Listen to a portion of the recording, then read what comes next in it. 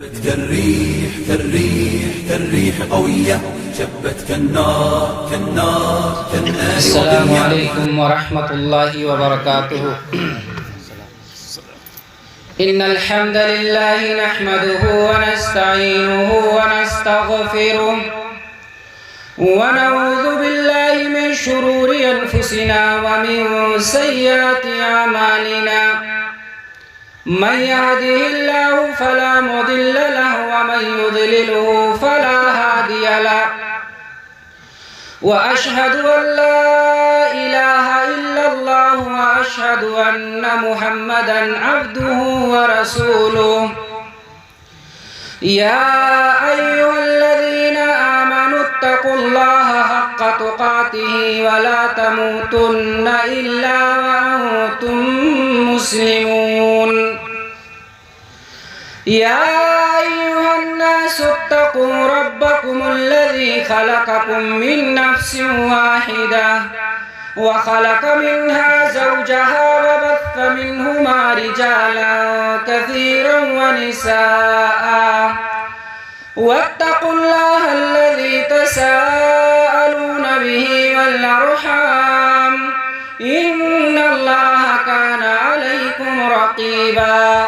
يا أيها الذين آمنوا اتقوا الله وقولوا قولا سديدا يصلح لكم أعمالكم ويغفر لكم ذنوبكم ومن يطع الله ورسوله فقد فاز فوزا عظيما. أما بعد فإن خير الحديث كتاب الله وخير الهدي هدى محمد صلى الله عليه وسلم وشر الأمور محدثاتها وكل محدثة بدعة وكل بدعة ضلالة وفي رواية كل ضلالة في النار. فأعوذ بالله السميع العليم من الشيطان الرجيم. بسم الله الرحمن الرحيم. منيبين إليه واتقوه وأقيموا الصلاة ولا تكونوا من المشركين. وقال النبي صلى الله عليه وسلم آخر ما تفقدون من دينكم الأمانة. أول ما تفقدون من دينكم الأمانة وآخر ما تفقدون من دينكم الصلاة. صدق الله العظيم وصدق رسوله النبي الكريم ونحن على ذلك لمن الشاهدين والشاكرين والحمد لله رب العالمين.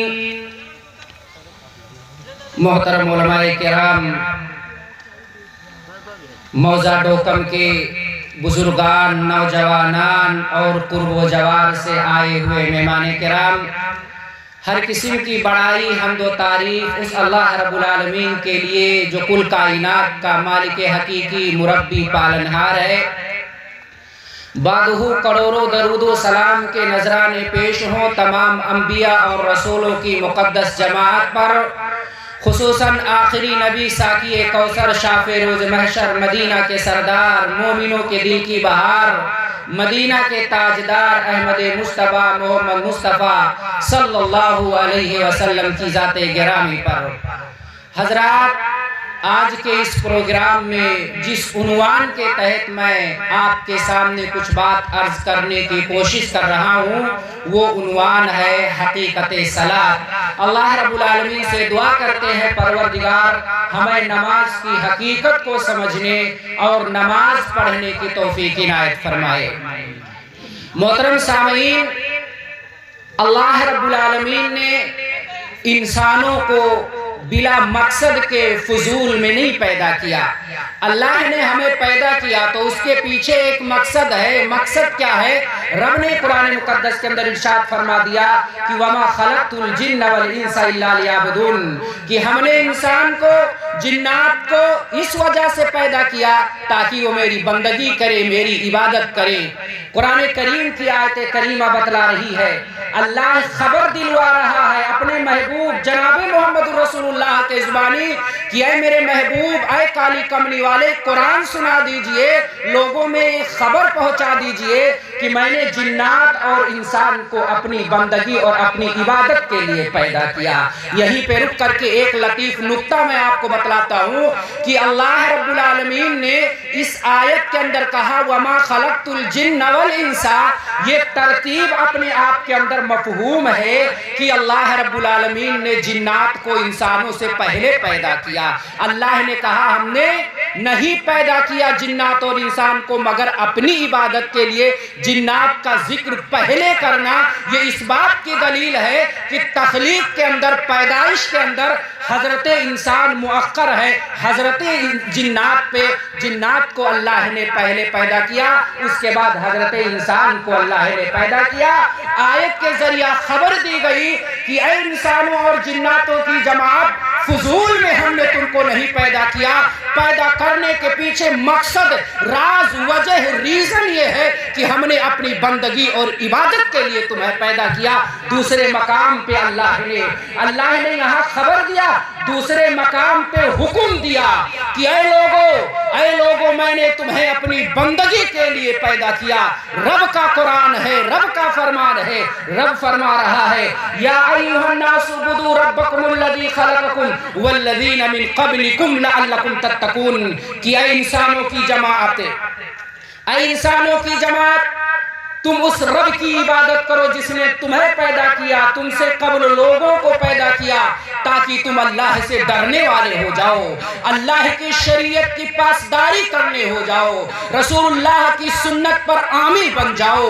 اس وجہ سے اللہ رب العالمین نے تم پر عبادت کو واجب ضروری قرار دیا تاکہ جو تمہارے سنگ دل اور پتھر دل ہیں وہ موم ہو جائیں، وہ نرم ہو جائیں۔ جس دل سے اللہ کا ڈر، اللہ کا تقوی، اس کا خوف ختم ہو چکا ہے، اس دل کے اندر رب کا ڈر، اس کی خوف اور خشیت الہی پیدا ہو جائے۔ اس خشیت الہی کو، اس ڈر اور خوف کو پیدا کرنے کے لیے اللہ نے اپنے نبی کے زبانی اعلان کروا دیا کہ اے میرے محبوب، جاؤ اعلان کر دو کہ ہم نے تم کو فضول نہیں پیدا کیا، اپنی بندگی اور عبادت کے لیے پیدا کیا۔ یہ حکم دیا عبادت کا۔ آگے چل کر کے اللہ نے دھمکی دی، وعید سنائی کہ جو میری عبادت نہیں کرے گا اس دنیا کے اندر، میں اس کو اپنی جہنم کے اندر داخل کروں گا۔ رب نے قرآن کے اندر فرما دیا کہ ان الذین یستکبرون عن عبادتی سیدخلون جہنم داخلین، کہ جو میری عبادت سے منہ موڑیں گے، میری عبادت سے روگردانی کریں گے، اللہ کی آیتوں کو جھٹلائیں گے، اللہ کی آیتوں کو سننے سے منہ موڑ لیں گے، پیٹ پھیر لیں گے، میرے محبوب کے ذریعہ اللہ عرش پہ بیٹھ کر کے جبریل کو بھیج کر کے قرآن کی آیت نازل کرتا ہے کہ جاؤ میرے محبوب کے قلب اطہر پر یہ آیت نازل کر دو، اور میرا محبوب اپنے امتیوں کو سنا دے کہ اے میرے ماننے والے، اے میری شریعت پہ چلنے والے، میرے کلمے کے اقراری، تم سن لو، اگر رب کی عبادت سے منہ موڑو گے، اللہ کی قسم، اللہ تم کو اپنی جہنم کے اندر داخل کرے گا، اللہ تم کو اپنی جہنم کے اندر داخل کرے گا۔